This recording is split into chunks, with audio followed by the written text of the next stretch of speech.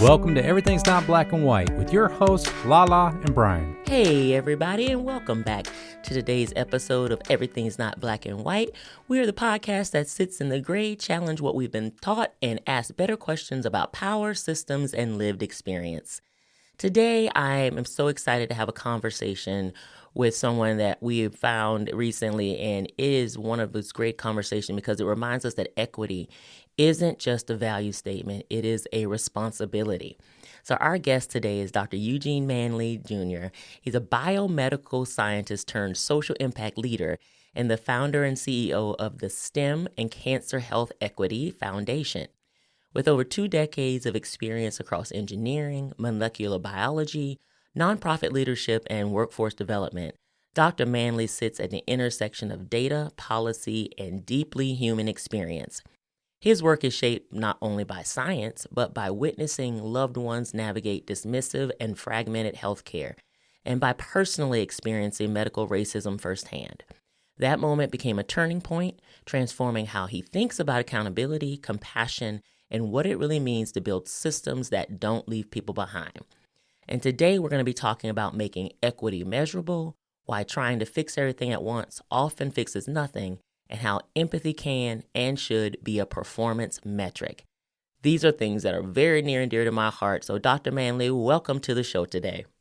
Thank you very much. It's a pleasure to be here and talk to you. I'm sorry that Brian can't join us, but I will try to do my best to give you a great conversation. I already know you will. So I love this so much. You know, a lot of my background in corporate came from human resource areas. So we did employee engagement, company culture, and before it was a dirty word, diversity, equity, inclusion, and belonging. And so what you're talking about means so much to me, the humanization of work, and where we don't just think about people being a line on a spreadsheet. They are human lives, fully developed human lives that have different needs and desires that they want to make sure that they're meeting by doing the work. And so sometimes we forget that. So I love that you're talking about it from the medical sense, because there's been a lot of situations, you know, over time, but even more recently around how racism has really impacted people's experience in the medical system. So I would really love to hear a little bit of your origin story. You know, you've had obviously a very successful career in science, but your leadership today is really deeply shaped by your personal experiences. What moments were there in your early life that made you aware that healthcare does not work the same for everyone? Thank you for this question. This was a relatively straightforward or easy for me to see. As a kid, you know, my father was a chronic smoker, and even though he was out of the house after I was 3, I'm pretty certain that led to me having a lot of the chronic conditions that I had. So I had chronic asthma and anaphylactic allergies, and I was in the hospital 20 to 30 times a year just for my asthma until I was 10 years old, and it's a miracle that I survived. And I just saw how healthcare was and wasn't delivered to my family. You know, my family, we were pretty poor, and I just saw how often my mom got disregarded, disrespected, mistreated in healthcare interactions. And so it made me want to understand how the body worked, how it operated, how it functioned.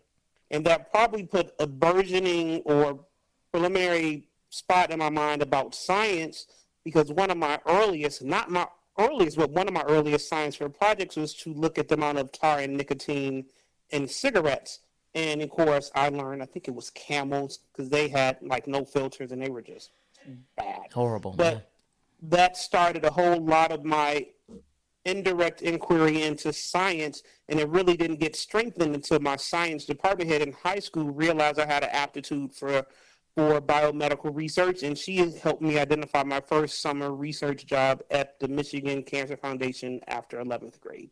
That's amazing. I love that. You know, it's so interesting when you start talking about smoking and cancer. But, you know, I remember growing up, because I'm a child of the 70s, you know, everybody and their brother smoked.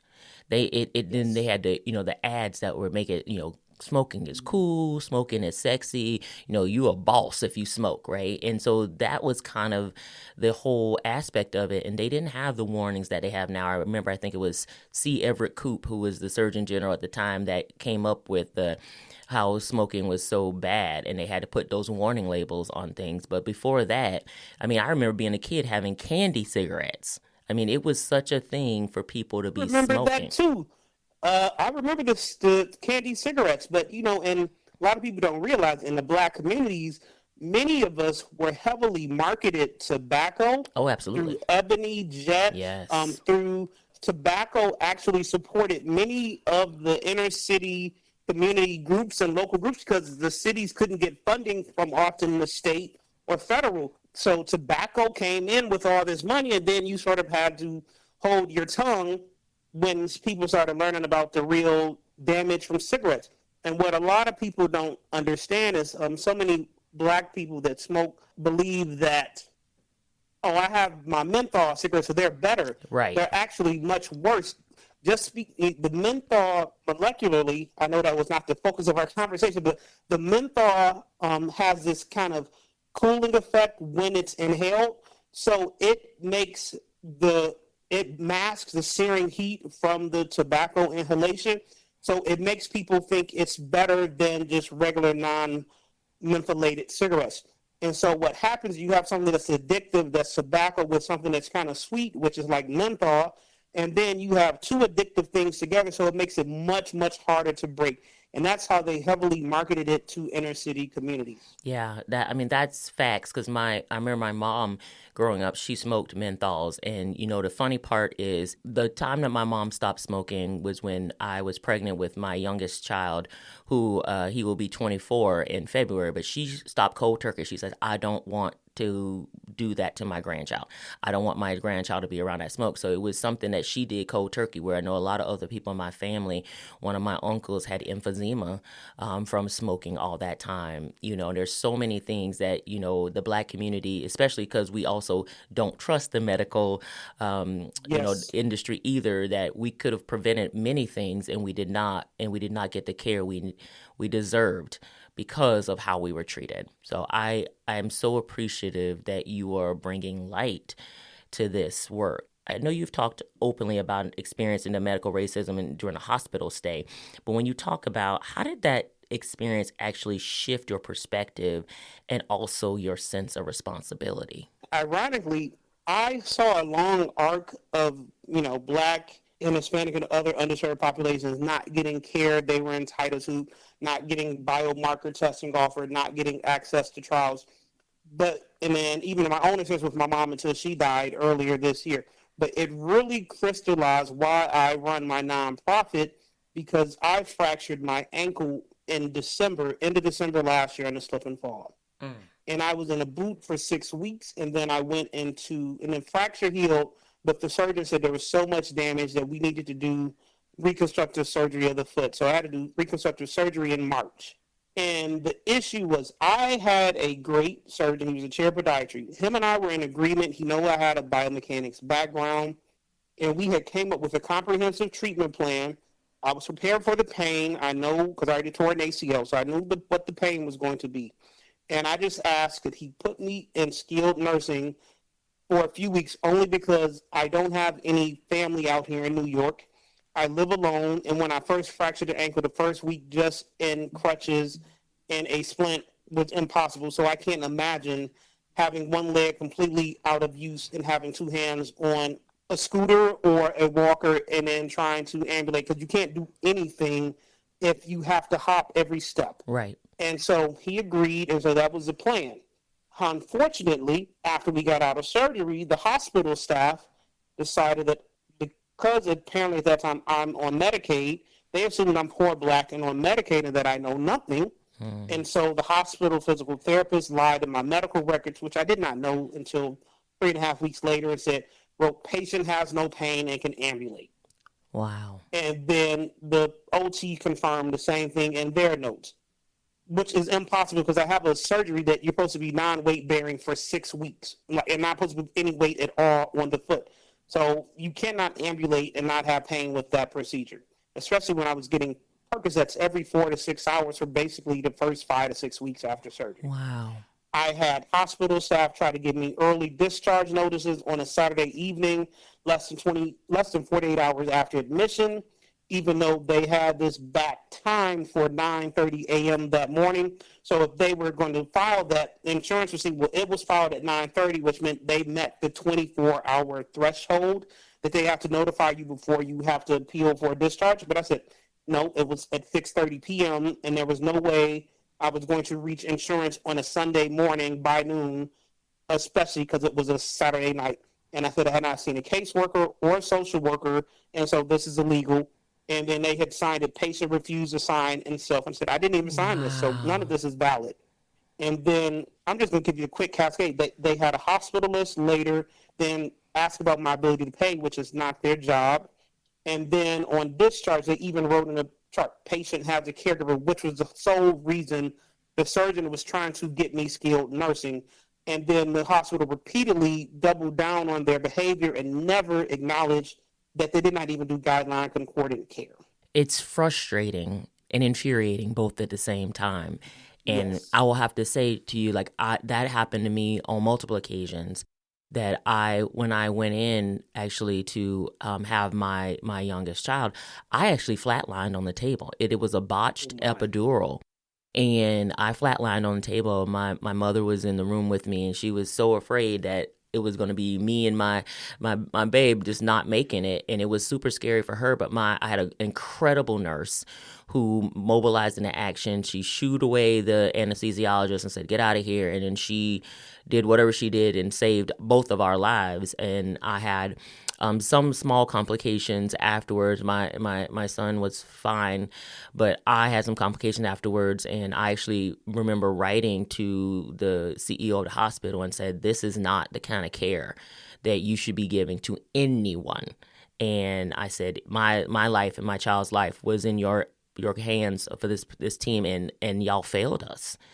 And he was incredibly apologetic. He called me and was incredibly apologetic and, talked about the protocols they were going to put in place. He made the anesthesiologist call and apologize. And they actually, because I'm sure they didn't want a lawsuit, they just zeroed out the rest of my bill that from that procedure. But I wanted them to understand, to change, not just compensate me, but change how you treat anybody in that place. Wow. Your experience was better than mine with Mount Sinai Queens. They doubled down and claimed they did nothing wrong and that they listened to the surgeon. Lo and behold, they iced the surgeon out of the medical records. And because of that, he lost a peer-to-peer to get me skilled nursing, solely on the fact that PT wrote patient has no pain, and he tried to get them to change the recommendation to what he wanted, and they decided not to because they felt they knew more than the surgeon. And so I went through a whole cascade of writing letters to hospital leadership. I wrote letters to patient relations, patient advocacy, because, I called them twice after I got home and they never returned a call. They only returned a call after they got a certified letter. And so I said, you have multiple systemic structural issues in this hospital, and you seem to not care about your underserved patients. And I somehow managed to survive. I don't know how I did it, but I worry about all the other poor, diverse, underserved Medicaid patients that are in that hospital that are getting just pushed out early and unnecessarily, and how many are getting injured again, coming back, or getting readmitted.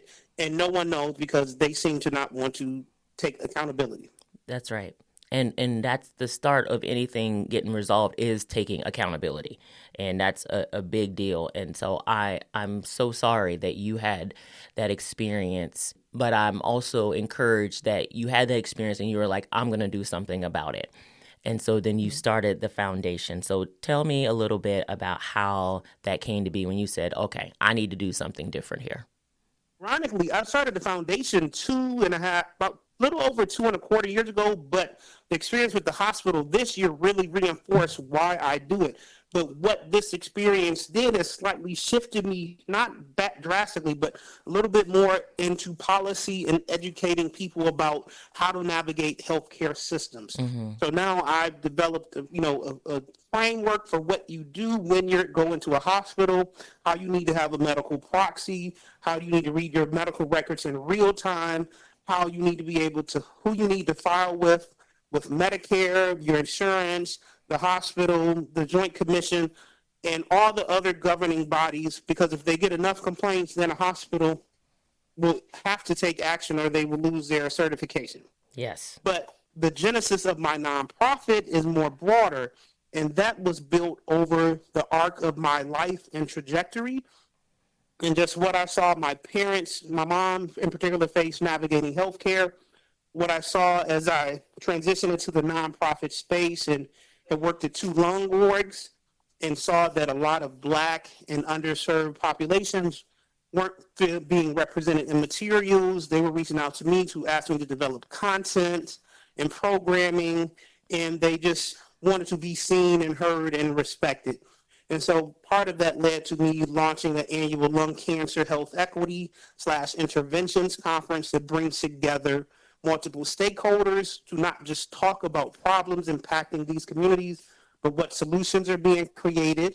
Because I'm also a first-gen scholar that has navigated academia when diversity was fashionable, I still saw a lot of institutions that wanted diverse scholars, but they did not necessarily want you to grow and flourish, and so you didn't really get help getting grants written or funded.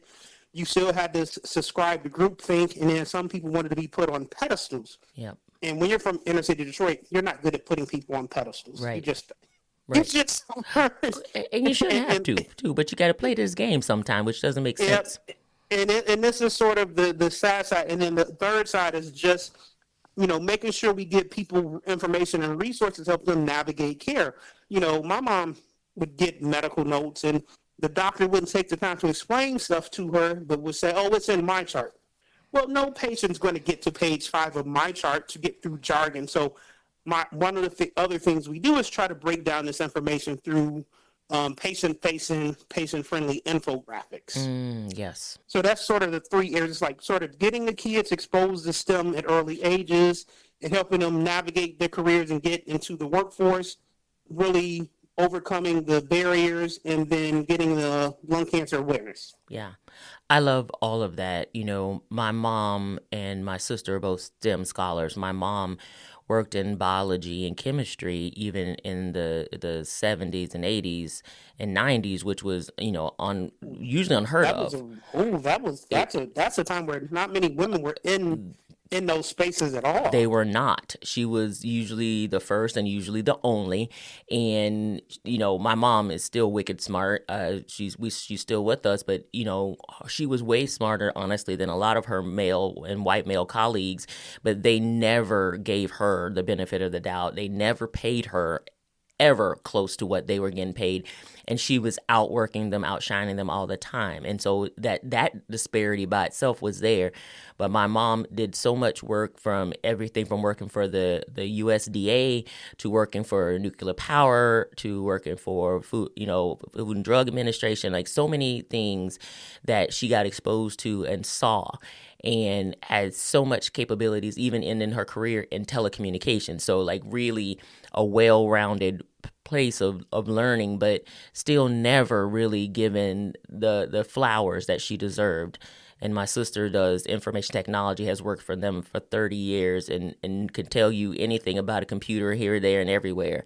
And so what is exciting to me is this newer generation, they have so much access to technology, and they're not even thinking about some of the things that they do every day that could make them technologists, right? And scientists. And science is everywhere and for everyone. And I love that you're helping them to understand that, and to give them a voice and to learn how to advocate for themselves early, because so many of our people didn't get that opportunity to do so, and we lost them early.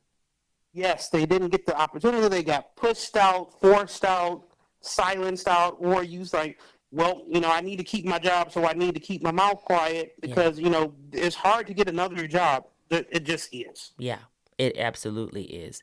I want to talk about, you talked about policy and advocacy, and that's something that's very near and dear to my heart, because, we could do a lot of things, as the old adage say, to teach, to give somebody a fish, but you have to teach them to fish. But part of teaching somebody also to fish is to understand, is the pond and the equipment you're using the right ones that can help you get, the most impact and success.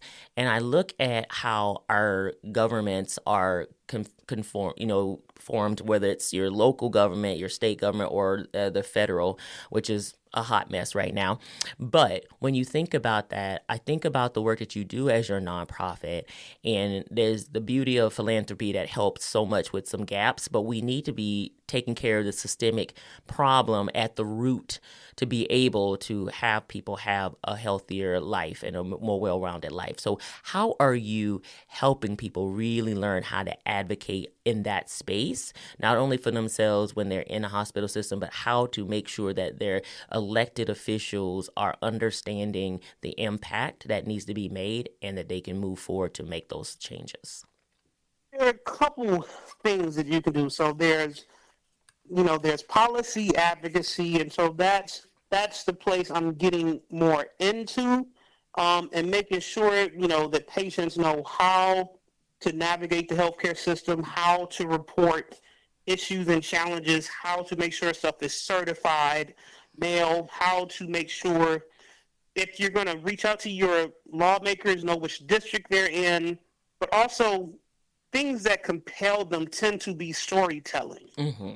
Not screen, but you have to go in with a compelling story, and you have to keep repeating it over and over and over, and hopefully you get enough traction and other people on board that then you can collectively move things. But even if you don't, you still also have a voice, and so I try to help people learn how to use their voices. I love that. And the other way we do it is through, like I said, creating materials that help you understand your basic medical information, your cancer information, and hopefully you'll be more empowered to then navigate those care decisions. And that's exactly right. You want people to feel empowered, and you have to meet them where they are to be able to help them get to that point. So I love that you're doing that work. And something that you said that I think is really interesting is you talk about equity must be measurable to be meaningful. And so when you start talking about measurable equity, and especially because there's the data and then there's the storytelling, and they both have to come hand in hand. But a lot of times the things that get funded are the metrics. And so when you think about that measurable equity, what does that actually look like, and especially for cancer care? So there's aspects of, and this is where sometimes health equity gets in I wouldn't say a bad spot, in a tricky spot, because some people think that you can only measure programs by numbers. And while, yes, you could measure, like, for example, how many people got screening, how many people got biomarker testing, how many people enrolled in clinical trials. Those are hard numbers. But what is harder to measure, but it's also very, very important, is, if you're going to run a clinical trial, what are you doing to engage with that underserved community? Mm-hmm. What is the representation of your trial team? What's the representation of your trial site? What's the representation of your trial coordinators?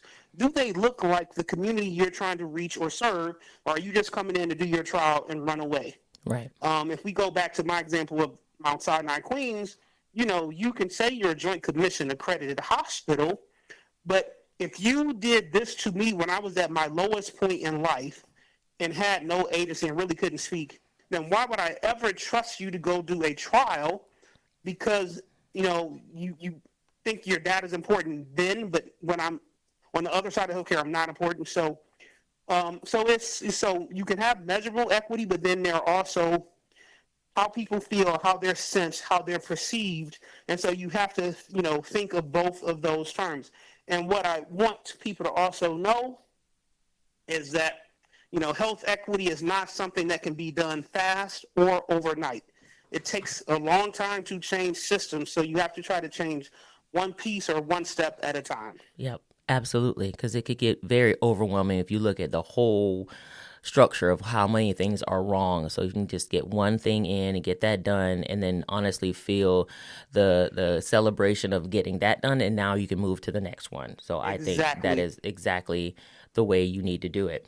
And I love that you say, it's not always just about the hard numbers. You talked about how you can turn compassion into a performance metric. And I love that very much because I'm one of those people that say I lead with love, and love, is not just a feeling, it's a choice for me. And so I love that you talk about, turning compassion into a performance metric. So what does that actually look like in practice, not only for what you do, but how do you, help encourage others to do the same? Best way to look at it as a performance metric is I run an annual lung cancer health equity conference. And this year it was really challenging for me because, I had lost most of the first half of the year because of the surgery. And I struggled to get the summit together. I mean, we got the summit and program together, but we didn't get all the funders that we needed. But the thing that keeps you going is I had a patient from, it was in Chicago. And at the end of the conference, we had a patient came up to me in tears saying, "Oh my God, this is the best conference and thing I've ever been at. I've never seen this many Black people in the same space." But you had patients, researchers, clinicians, payers, hospital systems, and some of these spoke a lot of heavy science, but it was understandable and relatable. And I'm just so appreciative that you brought this event here. And so where's the metric in that? There's no per se metric, but what did that show? It showed the impact that you can have on people's lives. Yes. And that's exactly right. And overall, when you feel healthy, mentally, physically, emotionally, all of that, the survivorship of your condition multiplies. Exactly. Yeah. People underestimate being seen, respected, acknowledged. It goes a long way when you're often repeatedly ignored and marginalized. Yes, it absolutely does. So I know when you were having your surgery earlier this year, obviously the world was changing quite drastically when we had 47 come into office, and with such a vehement dislike for anything that looked like diversity, equity, or inclusion, and the slurry of executive orders that came out, which I still say to people, these are not laws. You don't have to follow executive orders. They are glorified press releases. But it did change a lot of the dynamic of how 5 years ago, when we went through George Floyd's murder and COVID, everybody was putting up black squares on their account. Everybody was like, Black Lives Matter. Everyone's like, racism is a public health epidemic. And now we've seen almost a complete reversal and retreat from a lot of corporations. And so how do you see this performative action that was happening for 5 years kind of show up now? And how has that changed maybe how people have been previously supporting your foundation?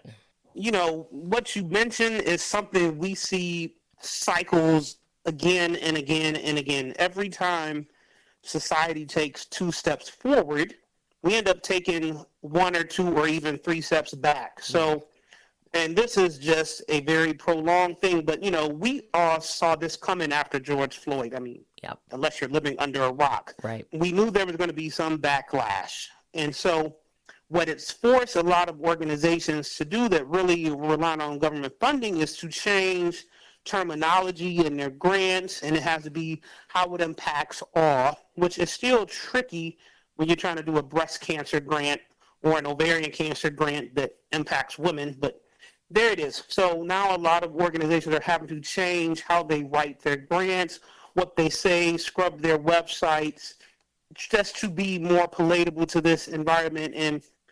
And I understand that, orgs have to try to stay afloat, and that is a real thing, but it forces people to make decisions that they shouldn't have to do. The work, regardless, is still necessary and important, and there are those of us that can still stay and do it. And I wouldn't say because we're more steadfast in our mission, it's just some of us are more stubborn. Yes. I'm one of those, so I know. The work still needs to be done. The people still need the help. The people still need the assistance. And so I am working on diversifying our funding streams, and the goal for me was never to be completely dependent upon pharma. It just so happened as I launched, I have a background in development, and I learned how to identify pharma funders through the AACR. But now, I'm working on trying to get up our consulting services, our speaking stuff, doing works, running workshops. There's other ways to generate revenue that are not solely dependent on pharma funding, and then looking at other sources, retail, other grants. So you have to multiply, diversify your streams, which was on the docket. It's just with the injury, I got a lot of things that were upended. Yes, and no one can fault you for that. I mean, you are working through all the things, and still with such a focus on the community that it's admirable, and I appreciate it so incredibly much. So, like, what gives you hope with this work when it feels so heavy? Because there's been so many things. Obviously, you've gone through with your own parents, your own health, and then watching those around you in the community. Like, what gives you hope when you're carrying such a heavy load so many times? This is an interesting question. As weird as it is, I've always somehow been an optimist and an upbeat person, no matter how bad the circumstances are. And admittedly, this year has been trying, but I still believe at a root level, if you treat people with respect and dignity, generally they will treat you the same. Mm-hmm. So all you can control is how you do treat and interact with people. Because at the end of the day, if someone will remember, whether they're a boss, a colleague, a friend, a coworker, an external relation, like, they'll remember how you treated and talked to them. Not what you said, but how you have treated them. And that's what will always be remembered. You're absolutely right. And I appreciate that about you. I do find myself being that same optimist, and I think about the ancestry that I stand on their shoulders, and how many things and what they went through in this country just to survive, not even thrive, but survive. And yes, and I want us from this point forward to think about thriving being an actual possibility, and not just in that survival space. So the work you're doing right now is, and I know, changing hearts and changing minds, and also giving people that encouragement and empowerment to say, I can have a different life, I can make a different choice, and I can advocate and champion myself in every situation, especially when it comes to my health. So it is quite exciting what you're doing, and I commend you, and I'm just really, really grateful that you're bringing all of your expertise and your heart and compassion to us today. So thank you so much for that. Thank you so much. I really appreciate it. And it's just, like I said, at the end of the day, it's not about what I can do for me. It's what I can do to help people coming behind me or people ahead of me that still need help and don't know where to go or how to find it. That's amazing. So can you tell our listeners, how can they get in touch with you? Like, if they want to find out more and become a little more active, what can they do? The easiest way, you can find us on our website, shec.org. We also have, buttons to get information, resources, webinars, podcasts. There's also our services page if you need help developing a program, workshop, or speaking. So, and then our email is info@scheq.org. And also I have social media presence, but I think you have those links as well. Yeah, we'll add all of those into our show notes so everybody can continue to follow your work and to support you, and to bring more of a light to shine on what you're doing and to support our community. So thank you again, Dr. Manley, for being a part of our podcast family, and for sharing this information, and for doing what you need to do for our people. And I'm so grateful for you. Thank you so much. It's a pleasure. So everybody, you can get in touch with us as well at embwpodcast@gmail.com, or find us on Facebook. And we will see you all at our next episode. Everyone, have a great day. Bye.